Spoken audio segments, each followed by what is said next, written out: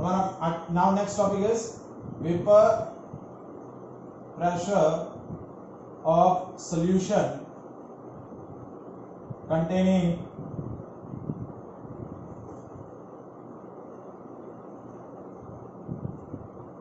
a non-volatile solute.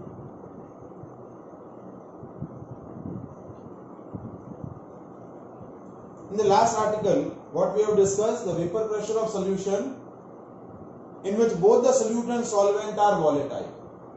But in this solution, solvent is volatile but solute is non-volatile. उसकी vapour बनाने की capacity नहीं है, तो हम जो सॉल्वेंट ले रहे हैं that we have taken A और उसका प्योर स्टेट में वेपर प्रेशर है P0A और इसके अंदर हम ऐड कर रहे हैं सोल्यूट जो हम मार्क कर रहे हैं B और इसका प्योर स्टेट में वेपर प्रेशर क्या है 0 क्योंकि ये क्या है नॉन वॉलेटाइल है।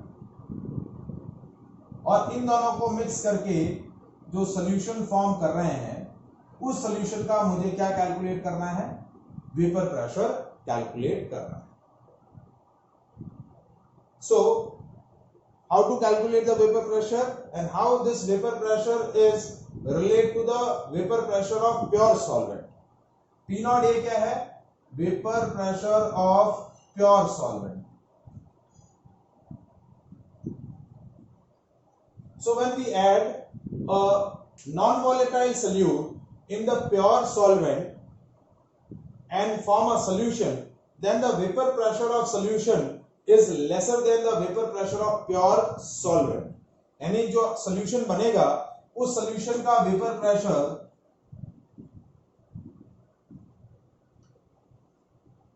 is lesser than vapor pressure of pure solvent.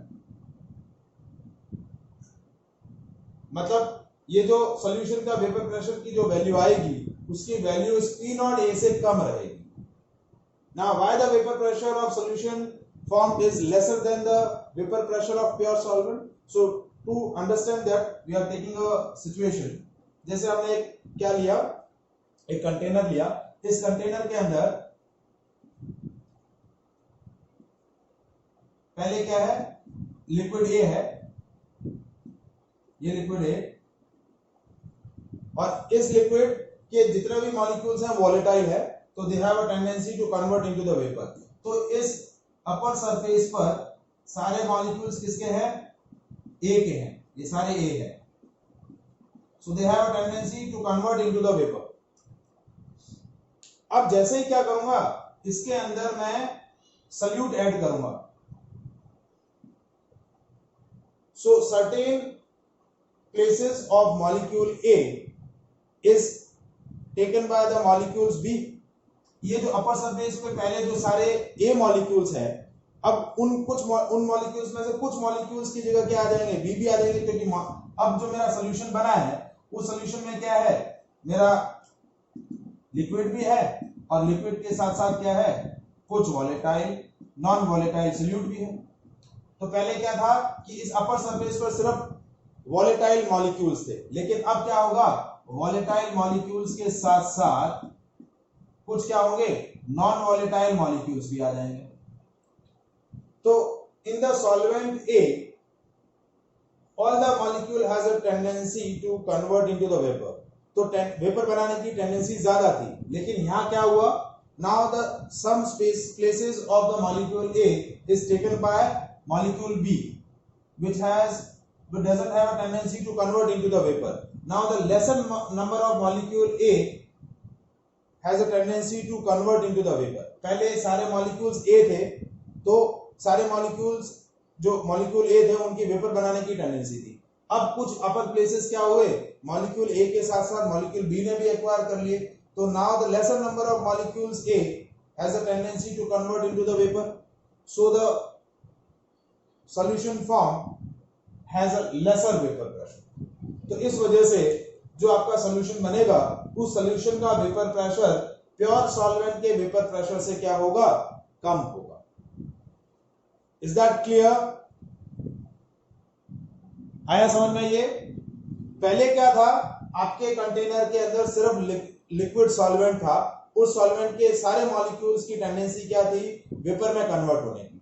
तो जितने भी अपर सरफेस पे मॉलिक्यूल्स थे, they has a tendency to convert into the vapour. लेकिन जैसे इसके अंदर हमने नॉन वोलेटाइल सॉल्यूट ऐड किया, तो कुछ मॉलिक्यूल्स जो ए के थे, they will be replaced by the molecules B.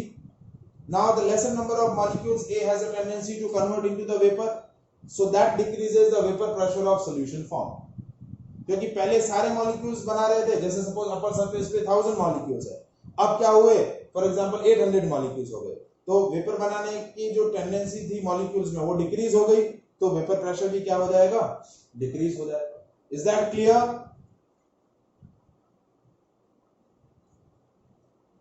Now we calculate that vapor pressure of solution mathematically।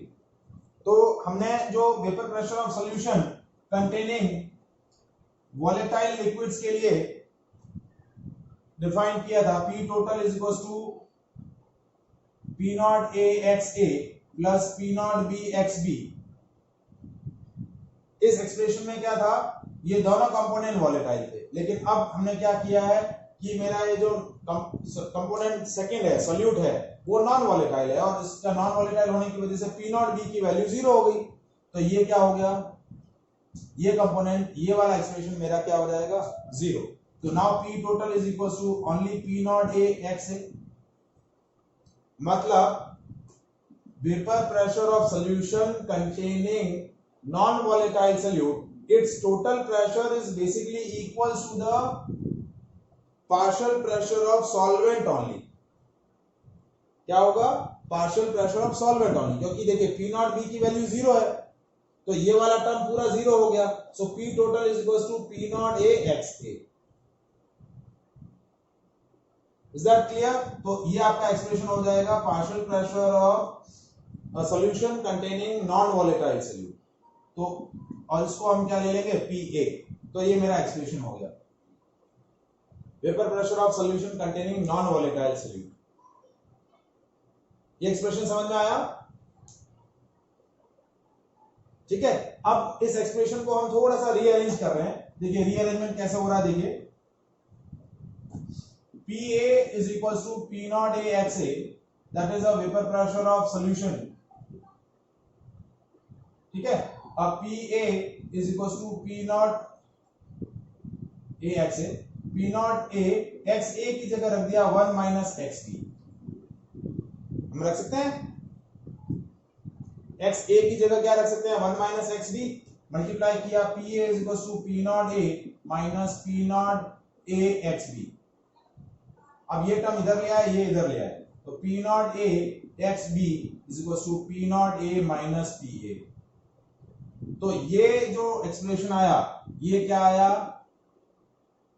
lowering in vapor pressure of solution। यानी सॉल्यूशन के वेपर प्रेशर में जो डिक्रीमेंट आया वो डिक्रीमेंट है। ये सॉल्वेंट का प्योर वेपर प्रेशर है, सॉल्वेंट के अंदर जैसे सॉल्यूट ऐड किया उसके बाद जो सॉल्यूशन बना उस सॉल्यूशन का वेपर प्रेशर PA है। तो इन दोनों का जो डिफरेंस है वो डिफरेंस क्या हो गया, लोअरिंग इन वेपर प्रेशर। क्या बोलेंगे इसको, lowering in vapour pressure. Is that clear? ठीक है। अब ये P नॉट A इस तरफ ले आया, तो एक्स बी क्या हो गया, P naught A minus PA upon P naught A, and this term is known as relative lowering in vapor pressure, and this relative lowering in vapor pressure is one of the colligative property of solution। आगे हम discuss करेंगे what are the colligative properties of solution। तो उसमें से एक colligative property ये होती है, जैसे ही हम क्या करेंगे, प्योर सॉल्वेंट के अंदर नॉन वॉलेटाइल सॉल्यूट मिलाएंगे तो उससे जो सॉल्यूशन बनेगा उसका वेपर प्रेशर डिक्रीज हो जाएगा, और वो वेपर प्रेशर में जो डिक्रीमेंट होगा, रिलेटिव डिक्रीमेंट, वो relative vapour lowering in a vapour pressure is equals to the mole fraction of solute. ये क्या है,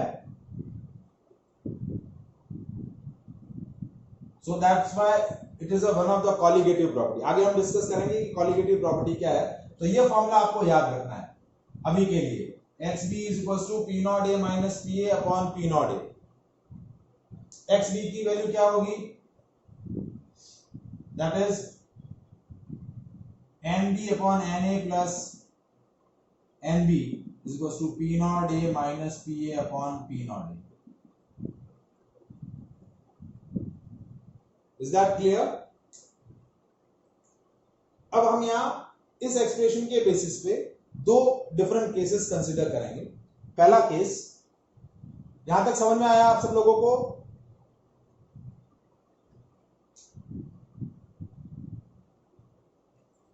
ठीक है, अब यहां हम दो केसेस कंसीडर करेंगे। पहला केस, हमने एक्सप्रेशन क्या पढ़ा, NB upon NA plus NB is equal to P naught A minus PA upon P naught A। ठीक है, अब हम कंसीडर कर रहे हैं when number of moles of A is more than number of moles of B। मतलब क्या कह रहा हूं मैं कि मैंने जो नॉन वॉलेटाइल सॉल्यूट ऐड किया है वो सॉल्वेंट के कंपैरिजन में बहुत ही नेग्लिजिबल है। क्या है? नेग्लिजिबल। मतलब suppose if I am taking 100 gram of solvent and in which I have added only 1 or 2 gram of solute, तो बहुत नेग्लिजिबल अमाउंट हो जाएगा। तो now this Na plus Nb is nearly equals to Na। तो हमारा expression क्या हो जाएगा, Nb upon Na is equals to P naught A minus Pa upon P naught A। ठीक है, Nb की जगह रख देंगे WB upon Mb into WA into Ma। ये amount of B upon molar mass of B, amount of A molar mass of A is equals to P naught A minus PA upon P naught A। ये एक mathematical formula हो गया जिस पर numerical आते हैं। पर इसमें कंडीशन क्या है, जब मेरे सॉल्यूट का अमाउंट सॉल्यूशन में बहुत ही नेग्लिजिबल है। लेकिन सेकंड केस कि सॉल्यूट का अमाउंट जो है वो नेग्लिजिबल नहीं है। When a significant amount of solute is added into the solution, means for example कि if I have taken 100 gram of solvent and in that I have added 30 gram of solute, तो 100 ग्राम में 30 ग्राम solute negligible नहीं होता है। तो जब भी आप न्यूमेरिकल क्वेश्चंस करें इस कंडीशंस के, इस सिचुएशंस के, तो आप ध्यान रखेंगे कि आप सॉल्यूट का जो अमाउंट दे रखा है वो सॉल्वेंट के कंपैरिजन में नेग्लिजिबल है या सिग्निफिकेंट है।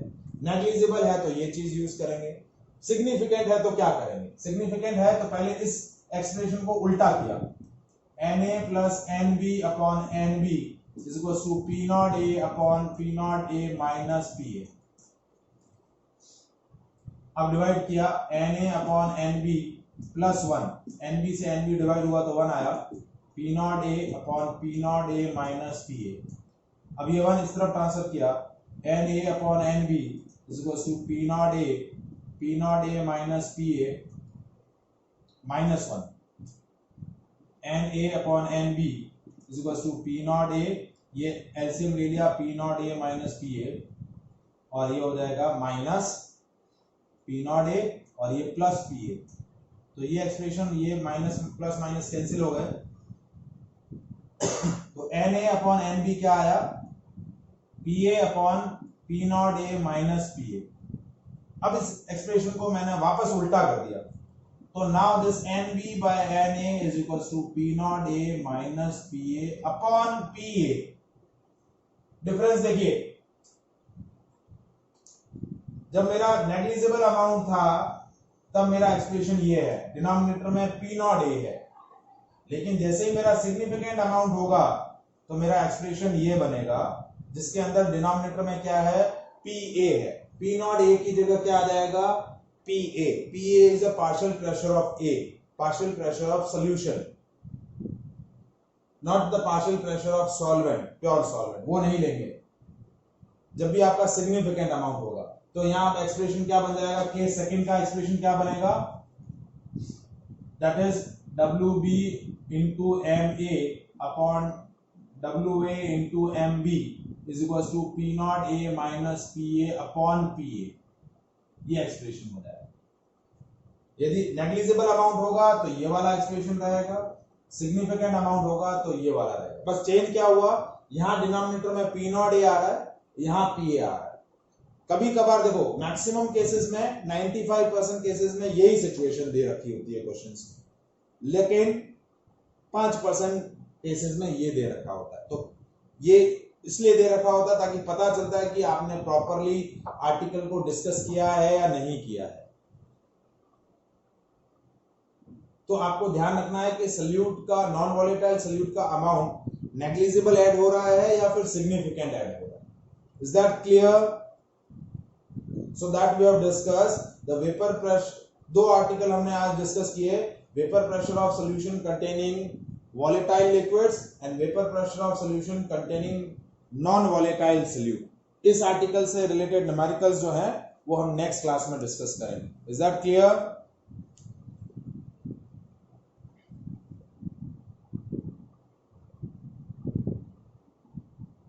Now we discuss the vapor pressure question related to this topic, that vapor pressure of solution containing non-volatile solute.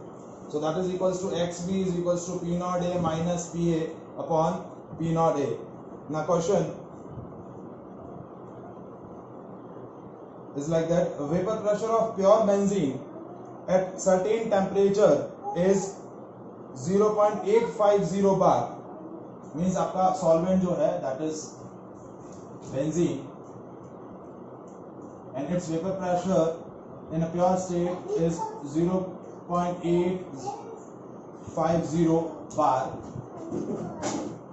Now a non-volatile solute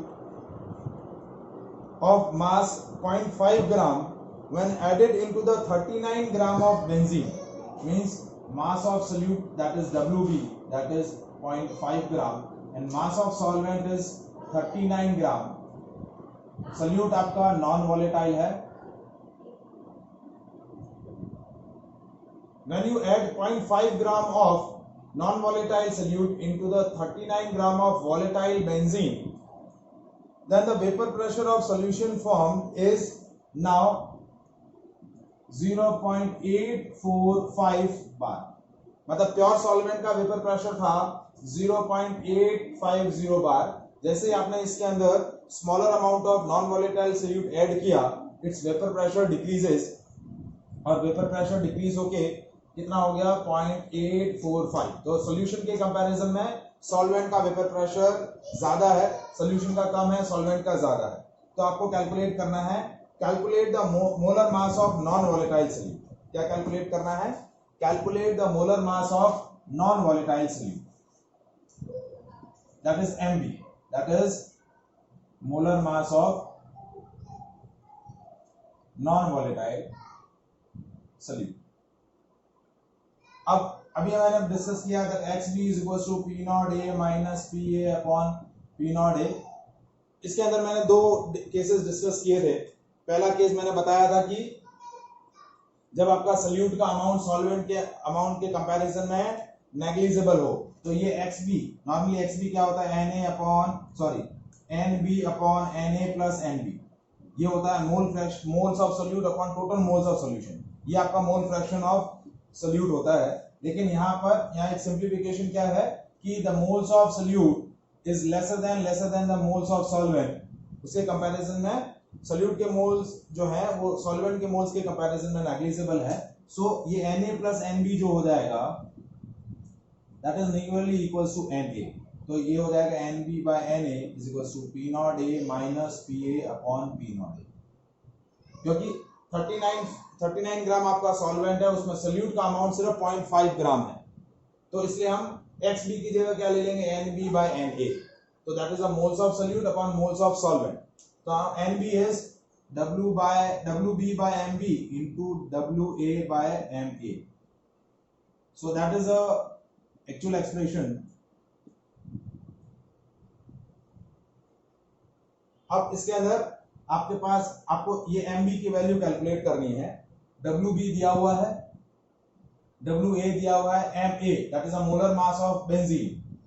Ma is molar mass of benzene, तो benzene होता है C6H6, तो ये हो गया 78 ग्राम पर मोल, तो ये हो गया 78। P नॉट ए दिया हुआ है, Pa दिया हुआ है, P नॉट ए दिया हुआ है, बाकी सारे वेरिएबल दिए हुए हैं। Mb की वैल्यू आपको क्या करनी है, कैलकुलेट करनी है। तो how to calculate the value of Mb,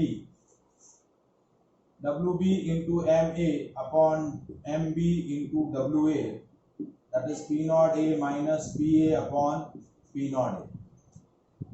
तो Wb की वैल्यू क्या हो गई 0.5, Ma that is 78 upon Mb that calculate करना है x, Wa की value 39, P naught 0.845 sorry 850 minus 0.845 divide by 0.850, ठीक है। अब ये और ये कैंसिल हो गए क्योंकि 78 into 1/2 दैट इज 39, 39 और 39 कैंसिल हो गए, तो अब 1/x is equals to 0.005 divide by 0.850, ठीक है। ये डेसिमल और ये डेसिमल कैंसिल हो गया, x 5x is equals to 850, तो x की वैल्यू हो गई 850/5, तो x की वैल्यू हो गई 5 1 जा 5, 170 ग्राम पर मोल, that is the molar mass of a non-volatile. So that is a question related to the vapor pressure of solution containing non-volatile solute। अब इसमें देखिए आपको मोलर मास पूछा है, इसके अंदर इसमें काफी सारे वेरिएबल्स हैं, कुछ वेरिएबल्स आपको गिवन करके बाकी कोई भी एक वेरिएबल, एक से ज्यादा वेरिएबल आपको पूछ सकते हैं।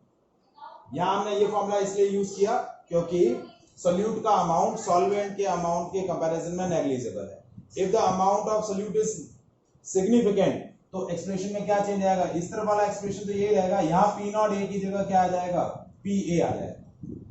ये मैंने लास्ट सेशन में ये आपको क्लियर आउट किया था कि ये एक्सप्रेशन कैसे आया था। जिन लोगों ने नहीं अटेंड किया है वो एक बार, आज मैं वीडियोस अपलोड करूंगा, ठीक है, तो आप चेकआउट कर लीजिएगा, ठीक है। Is that clear?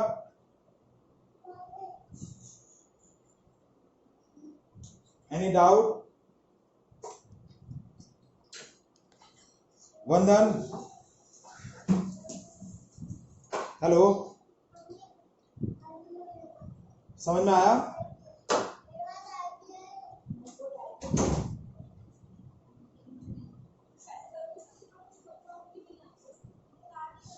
Now we discuss the classification of volatile